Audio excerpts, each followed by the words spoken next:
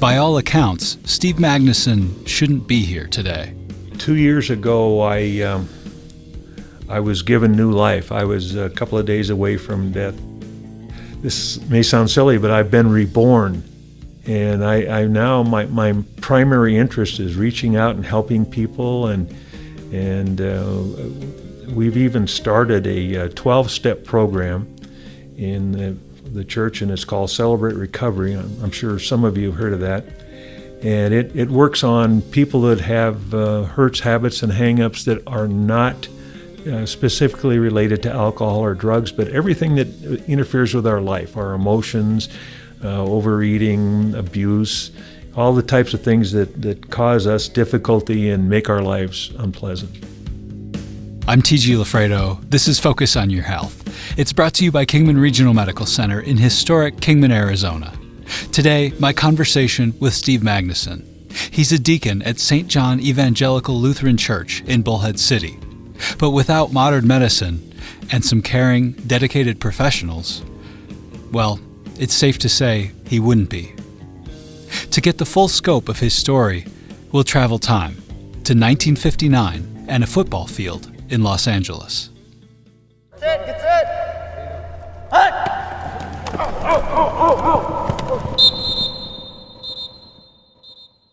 I was a big guy. I was 13 years old, and I was 6'2", and I weighed 225. So the coach said, "There's my center." You were that big at 13? Yes, I was. That's incredible. What were they feeding you? Everything, right? Swedish jeans, I think. Swedish jeans, and then Danish pasta or good food. Yeah. So you were always playing sports as a kid, and you sustained some injuries. Even though I was big, I probably didn't have the mental motivation to do the job. So it's just like anything else. If you make a half-hearted attempt at doing something, you don't do well. And when I played football, I wasn't really a football guy, although I had all the equipment. And I got hurt severely. I had both of my knees dislocated, and oh man, I remember one day the coach had to come out and pop my knee back into place. I could hardly walk. And did you go back into the game? Yes, of course. That's how it was then, yes. Right? Rub some dirt on it. Yep, that's the way it was. The coach said, "Wake up and smell it. Get back in the game." Yeah. We had when I was a kid, there was a boy on my team who hurt his arm, and the coach was like, "We need you. We need you." Yeah. Coach, it really, we need you. Get it. And we found out later, he had broken his arm. Oh. So he finished out the game. Right. So I had injured myself, and it caused me, I was growing, so it wasn't too bad in my teenage and early adult years. But later on, my 40s, I started having a lot of difficulty. I'd get some swelling, or if I twisted my leg, boy, it was hurting. And I investigated the possibility of shots, and the doctor told me my cartilage was just about gone, and that they even were talking about knee replacements at that point. That's 30 years ago. Right. Boy, I did some research, and the procedures were extremely invasive. They would take a 12-inch spike and drive it up into your humerus, and oh man, it looked like a torture treatment of some sort. Oh, really? Yeah, that's something I didn't want to go through. And then the real downside to it was they were only good for 8 to 10 years after they were in place. So I held off on that and tried to bite the bullet over the years. And you were working as a contractor at that point. Yes. So you were like limping around at job sites? Absolutely. Yeah. Did you have work that required you had to kneel down, you had to up and down and underneath and all of this kind of stuff? Interestingly enough, when I was started out as a contractor, I did most of the trades myself, and then as the projects got bigger and I got a little older, I would start to hire subs and workers that helped me out. But towards the end there, my knees were so bad, I ended up having to take a leave every night, high strength leave, to keep the swelling down just so I could walk around. So it became pretty painful. Yeah. And then plus a few beers didn't hurt either. So. Right. Did you, when all that was going on, did you ever have a feeling like that? Well, you did some research, you'd looked at surgeries and decided that wasn't the right path, but when you were just sort of medicating yourself with the leave and a few beers, did it ever occur to you like, this is a bad road? I feel like it never once. I mean, I looked at the Aleve bottle and it said,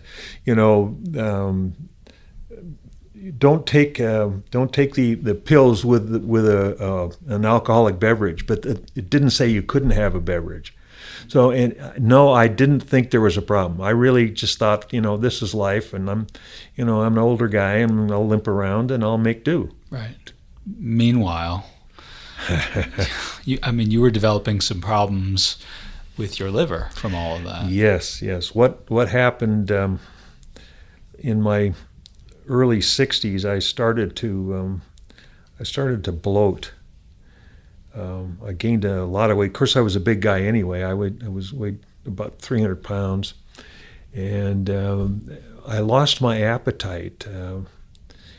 But I would bloat, and I just had no energy. So I went to see the doctor, and it was my general practitioner in Bullhead City, and he did a blood test on me and ran some other tests, and he told me I was an alcoholic, and I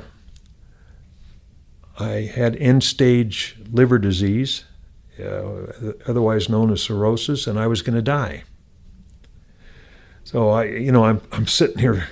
It took me several days to try to wrap my brain around that. It was just too overwhelming to think that I had killed myself. What that had done is slammed shut the door on all my future plans and my projects that I wanted to do. My life was over. So I was very distressed at that point. So he said you have end-stage liver disease, and so he essentially said, you're near the end here, buddy. And was there anything else? What were you going to do? What could you do to set that right? Well, the only thing I did was cause the problem with the drinking and the Aleve and being a big boy. I didn't know what to do. I really didn't know what to do. The next step, which took a month or two to develop, was I was referred to a gastrointestinal specialist, doctor in Kingman, Dr. Kelly, and man, he saved my life. He kept me going. I was really in bad shape, but he kept me going with medications and tests and monitoring, and was able to keep me functioning at some level. I was still alive, but not anything I'd write home about. And what was the next step? You were functioning for a couple of years. During this period of time, I had to have my abdomen drained. The procedure is called a paracentesis, where they stick a needle in your abdomen, and the fluid builds up there because the liver does not process the fluid into the kidneys, so it just kind of sweats, and it goes in the airspace between your organs and your skin in a place where there should be no fluid, but just air. Is it as painful as it sounds? It wasn't bad until I couldn't bend over. But you're sitting here with this big thing, and you couldn't eat, and you didn't feel good. So it was a side effect, but I didn't get the real gist of what was going on. That realization didn't come till a little later, though, after I got into AA, into a 12-step program. Yeah. You had a liver that wasn't functioning. Were you a candidate for a transplant at that point? Well, what's interesting, Humana was my health insurance company, and they were staying on board with me and handling the claims and so forth. And I was having a problem with one of my bills from the hospital from one of these procedures. And I got a call from the supervising Humana nurse and asked if she could help with anything. And I said, wow, I got a problem with the billing here. Can you help me? And wow, bingo. She made some calls, talked to the hospital, talked to the billing outfit, talked to the doctors, and she got the problem resolved. They were using the wrong code on the procedure, so she got that fixed. And then as she was getting ready to leave on one of her phone call visits, she asked me if I'd ever considered talking to the Humana transplant people. And I said, I didn't even know there was one. And she says, well, here, let me make some calls and I'll have them get in touch with you. So 2 days later, I got a call from the Humana transplant department, and they were able to set up an amazing series of events. They were able to schedule me to go to Mayo Clinic to have a whole battery of tests to see if I was qualified and eligible for a transplant. Interestingly enough, Humana did not cover Mayo Clinic. It was not a covered insured. But they, because of the seriousness of my condition, they made an exception and gave me a one-person contract to go down there and visit with them. So I had that evaluation done. And this was an opportunity for them to sit down with you at Mayo and say, they looked at your whole life story and said, are you a good candidate for a liver transplant? Yeah, absolutely. I was there for 5 days, and they poked, prodded me. They picked my brain. They wanted to know if I was a basket case or what my spiritual inclinations were. And after those 5 days of testing, they said that indeed the only problem I had was a failed liver, and that I wasn't a good candidate for a transplant. But they had requested two things. Number one, the verification that Humana would pay for the procedure, and two, that I would go to AA for 30 meetings in a couple of months. And what they were looking for was my commitment, because they were going to use their doctors, their facility, their donor organ to give me another chance. So it was only right that I put some participation into this, and so I did go to AA for those meetings. You were going for meetings, and meanwhile you were waiting for a call. When they say that you're a good candidate, well, they hadn't put me on the list yet. I had to get those two things accomplished. You had your obligation first, right? Yeah, so yeah. Humana manned up right away, and they said that they would do it. And I got my attendances done in late April, and went back for another evaluation to see if I was still in the same condition. And this was in June of 2016, and they did indeed say, you are on the list now, and have your bag packed and by the door, and have your driver ready, and have a backup driver ready, because the donor liver is only viable for 8 to 9 hours, and you're 4.5 hours away from here, so you've got to, no fooling around, just when you get the call, you got to beat it down here. So, and what did they tell you in terms of how long you would probably have to wait before they could give you a transplant? They said the national average was 6 months to 2 years once you got on the list before you would be called for a transplant. You didn't wait that long. No. My first call was in the first week of July, right after they put me on the list. Weeks after. Weeks. And we had a couple of false alarms. We went down there, and the livers weren't quite right, and it was a little discouraging. But it was good to know that things were happening. Then on the 21st of July, I got a call, and they told me, "We don't come yet, but get really ready, because we think we've got a very good donor for you." So I got a call 6:30 that evening, and they said, get down here. So by 10:30, 11 o'clock, I was at Mayo Clinic in Phoenix, and in the prep room for pre-op. This is July of 2016. Correct. Yeah. And this time it worked. An amazing thing. Amazing. Truly amazing. Interestingly enough, right before the surgery, I had a chaplain come in, and he spent a good hour with me, and I really enjoyed that. And we talked about the 12 steps a lot, because those 12 steps helped me to realize my characteristics that were interfering with me enjoying a good life and doing the right thing. And he told me about the Celebrate Recovery program, which was the same type of thing, but it also covered things other than alcohol. And I was totally at peace before the surgery. I knew that whatever happened would be the right thing. If I was going to make it, good, and if I wasn't going to make it, that's good too. So I was totally prepared.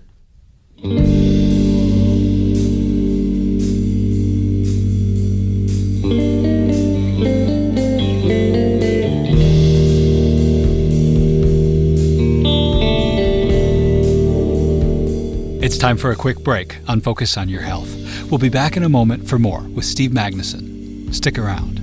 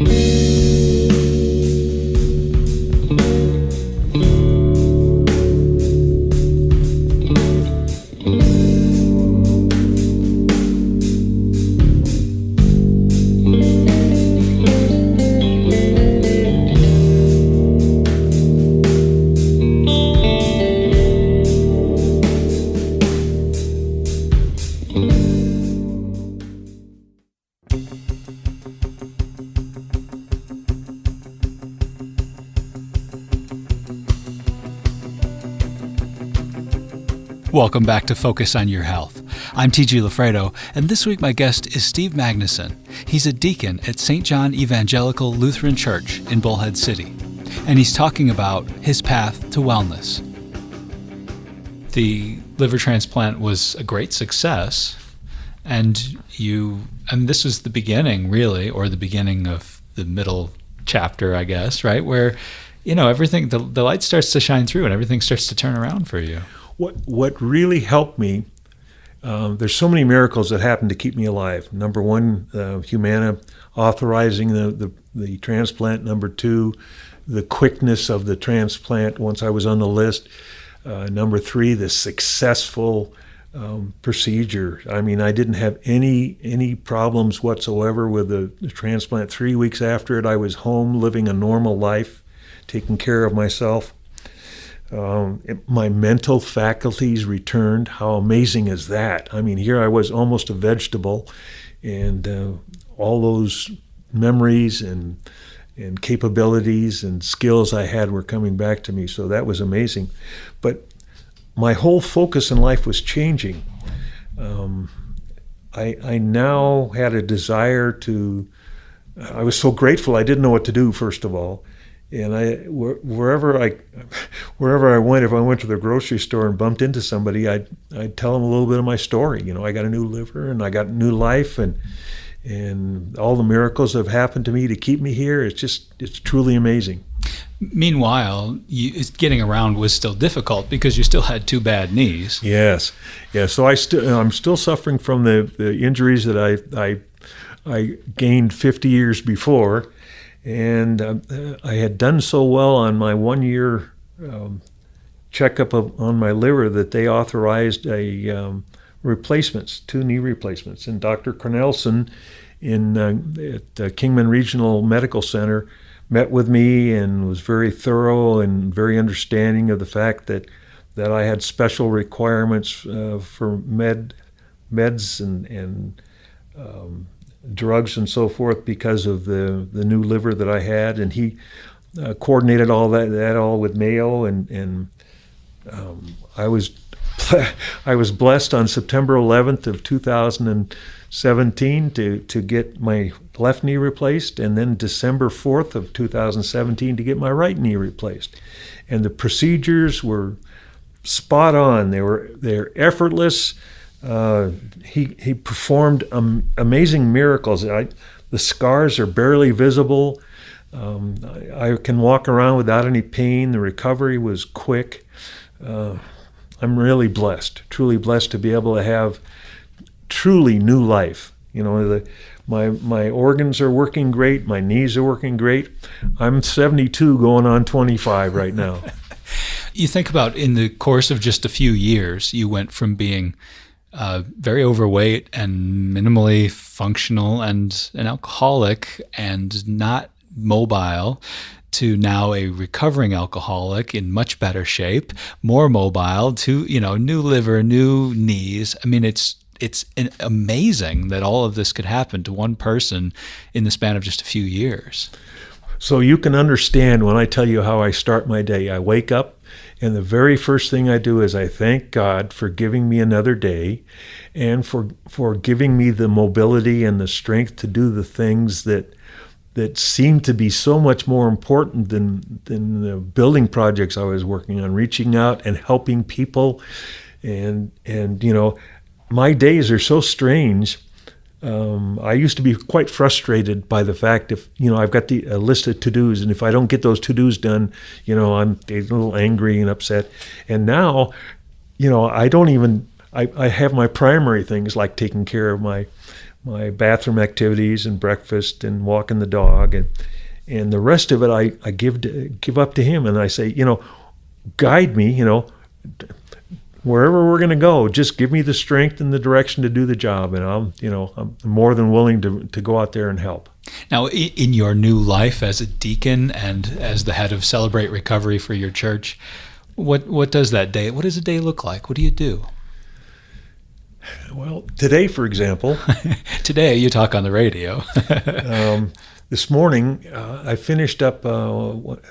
We're taking almost like college classes for the deacon program because it's very intense, and if you have a religious understanding, there's one thing, but then you get into the history and the background, and it's been 50 years since I've been to school, so this is really intense, and it's good though. It's keeping my brain moving. But then the started to put together the agenda for the Saturday night Celebrate Recovery program, and we're trying something different this week. We're going to have some live music and different speakers, and so it's. My day is so full. It's just amazing that I can wake up and I don't have a to-do list, and yet I have plenty to do. And you get to spend your days helping people, and because you've walked that path of recovery, you get to help them on their paths as well. Yes, it's truly amazing. If in my former life, this was of very little importance to me, worrying about my fellow man, but today. Along with the fact that we have the Celebrate Recovery program at St. John Lutheran in Bullhead City, we have an AA-sponsored rental space and an Al-Anon space. So we're trying to reach out and help everybody with their problems, and for me, it's an amazing thing. My whole attitude on life has just changed 180. I can't get mad. I can't get angry. I try to be positive about everything and reach out, and I'm really excited. This is Father's Day weekend coming up. My daughter's coming to visit me. Haven't seen her in 6 months, so she's also a member of the Celebrate Recovery back in North Carolina. So we just have so much in common. I'm just so totally blessed. Steve, I began by saying that this is kind of an interview that shouldn't have taken place, and I'm so glad that it did. Congratulations, and thank you for serving your community, and thanks for sharing your story. It's just incredible. Thank you. I'm so blessed. Any way I can help, that's the way I like to do it.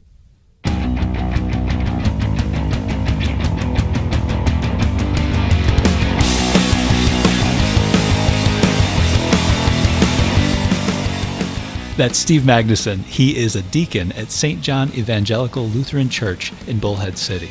And he's the director of Celebrate Recovery. And that is Focus on Your Health. I'm T.G. Lafredo. Thank you so much for listening.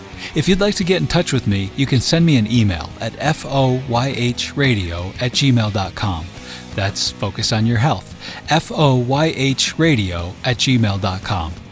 We'll catch you next time.